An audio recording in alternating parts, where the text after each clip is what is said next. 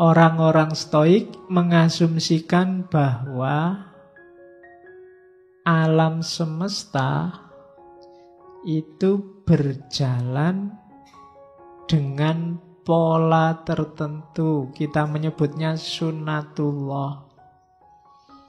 Prinsip-prinsip rasional, logos. Jadi alam ini berputar tidak kebetulan. Ada polanya, ada patternnya, ada tujuannya.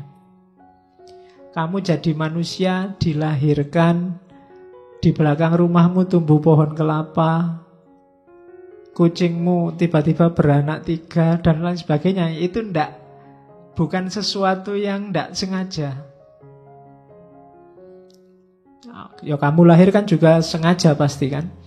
Kalau nggak sengaja malah ngewatiri.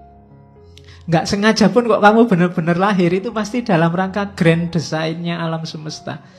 Keberadaanmu nggak pernah sia-sia. Ya kalau bahasanya Quran kan ada itu yang afahasibtum annama khalaqnakum abasa. Apa mbok anggap katanya Allah ini, aku menciptakan kamu itu iseng aja? Enggak. Ya abasa itu kan main-main, bahasa sekarang kan iseng. Mbok anggap aku bikin kamu itu iseng, Mbok. Itu kan tanyaannya Allah begitu. Enggak, aku serius. Kalau bahasanya Stoik, ada logosnya, ada pola rasionalnya, ada tujuan, target, ada desainnya. Gelas itu dibikin semacam itu kan ada polanya, ada logosnya. Orang yang bikin gelas, bayangannya itu nanti diminum manusia, diminum orang. Orang itu mulutnya segitu, tangannya ada di sampingnya, kan bikin gelas ini kan membayangkan itu. Karena tujuannya untuk manusia, maka desainnya semacam itu. Itu kan namanya tidak asal. Ada desainnya yang dituju. Kalau memberi minum sapi misalnya, nggak gelas kayak gini, nggak nyampe sapinya. Sapi juga nggak bisa tos. Jadi ya gelasnya dibikin ember besar, kasih air biar dia nunduk. Ini namanya ada logosnya, ada tujuannya, tidak asal. Alah yang penting minum gitu aja toh Pak Lunda. Gelasnya dibikin yang sekiranya manusia bisa minum. Alam semesta diciptakan Allah juga begitu, kayak kita menciptakan gelas tadi. Segalanya ada tujuannya, ada polanya. Dan itulah nanti kita menyebutnya sunnatullah, atau kadang disebut hukum alam, natural law. Itu logosnya. Ya hukum alam itu kayak gelas ini loh. Ini tutupnya ya. Ini tutupnya, ini gagangnya, ini wadahnya, ini kan logosnya. Yang dipegang ini, jangan ini. Minumnya dari sini, jangan dari sini, tidak keluar airnya kan gitu. Itu ada logosnya, kamu nggak bisa ngawur. Berhadapan dengan alam semesta juga begitu. Dia ada polanya. Pahami ini. Kalau nggak paham, kamu nggak bisa minum. Nggak ada sedotannya ya jangan disedot. Kan begitu. Bismillah, silakan diminum, tidak apa-apa.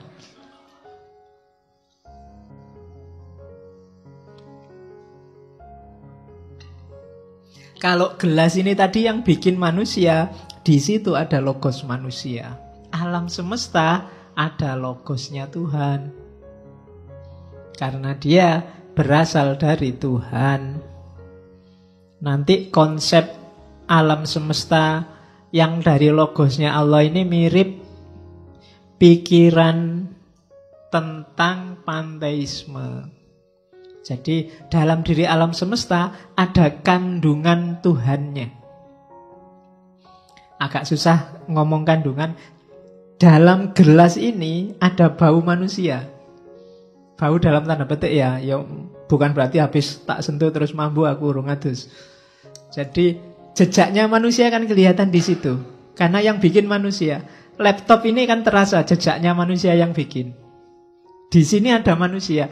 Kalau kamu tiba-tiba misalnya jalan di tengah hutan, sepi, tidak ada siapa-siapa, nemu laptop, oh ada manusia mesti di sini.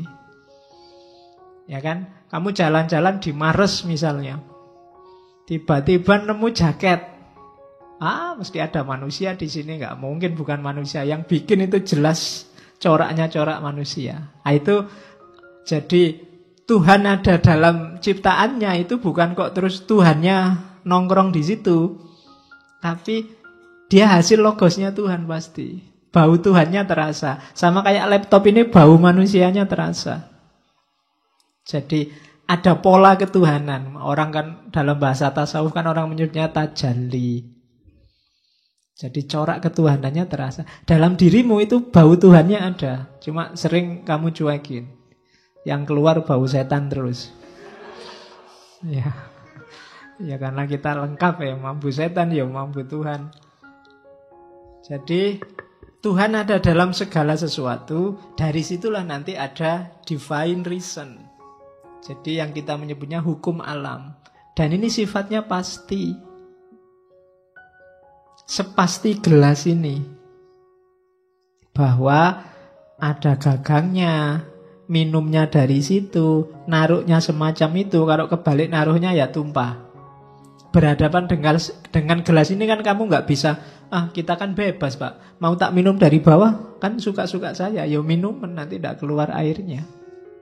Jadi dari situ nanti lahir gagasan bahwa alam ini sudah diciptakan dengan hukumnya, semua tinggal mengikuti hukum ini.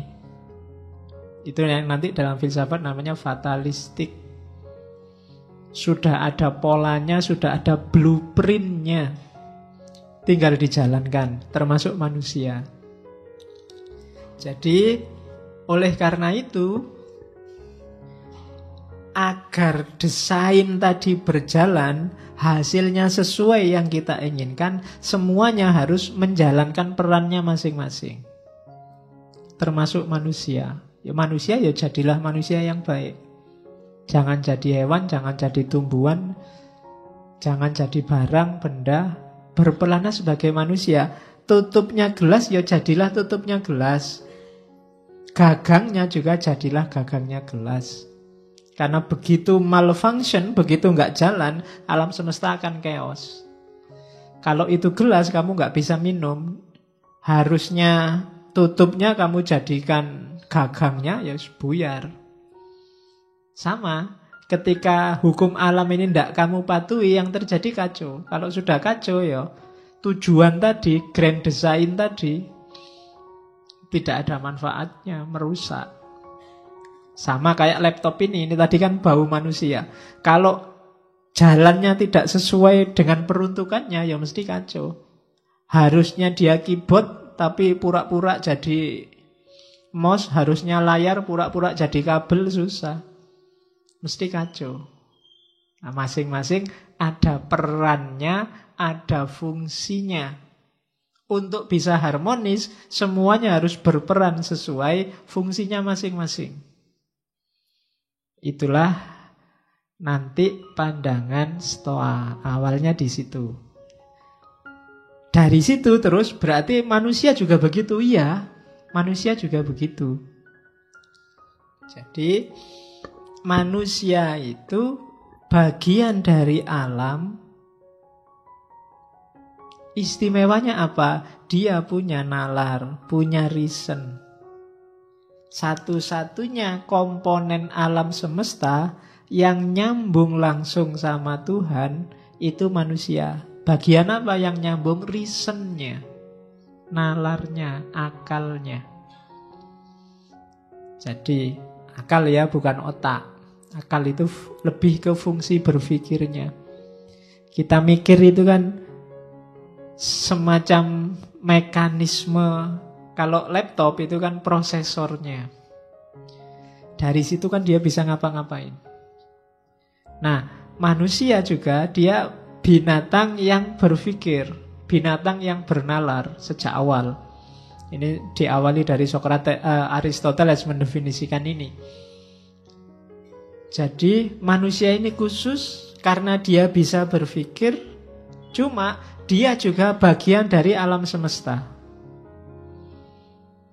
Jadi manusia punya dua tugas sekaligus akhirnya. Yang pertama apa? memposisikan dirinya selaras dengan alam semesta, dan ngopeni sekelilingnya agar menjalankan perannya masing-masing. Itu nanti kalau dalam agama namanya khalifah. Jadi tugasmu sebagai khalifah itu apa? Menjaga agar lingkunganmu, alam sekelilingmu itu berjalan sesuai hitohnya masing-masing. Yang sapi ya biar berperan jadi sapi, yang kambing jadi kambing, yang padi jadi padi, yang manusia jadi manusia. Dan manusia punya tugas ngopeni alam semesta dan ngopeni dirinya. Itu asumsinya tentang manusia. Dari situ akan lahir harmoni.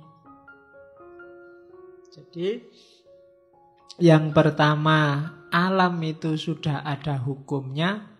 Alam berarti manusia.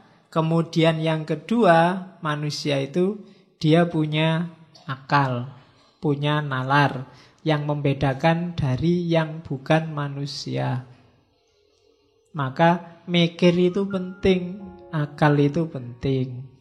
Nah, filsafat ngajari kita cara pakai akal. Akal itu penting tapi nggak dipakai, ya nggak ada gunanya. Jadi latihan mikir itu penting. Karena kalau kita mikirnya nggak benar, sama saja akal kita nggak fungsi. Kalau akal kita nggak fungsi, ya berarti kayak kita nggak punya akal. Padahal ketika nggak punya akal, manusia kehilangan jati dirinya. Karena jati dirinya manusia itu binatang yang berpikir. Berarti binatang, kalau manusia minus berpikirnya, tinggal binatangnya. Hati-hati, kalau kamu tidak mikir berarti statusmu turun dari manusia jadi binatang. Makanya jangan deket-deket temenmu yang sedang stres. Judek aku ora iso mikir, wah hati-hati itu. Ya, kalau sudah judek tidak iso mikir itu alamat sudah. Tinggal binatangnya, wong kan berpikirnya nggak bisa sudah. Oke, jadi manusia itu berpikir mandiri, tapi dia juga terikat oleh hukum alam. Karena dia bagian dari alam semesta. Salah satu elemennya. Kalau manusia kacau, ya lingkungan sekelilingnya juga akan kacau. Maka manusia harus berpikir, bertindak, berperilaku sesuai dengan keselarasan alam semesta.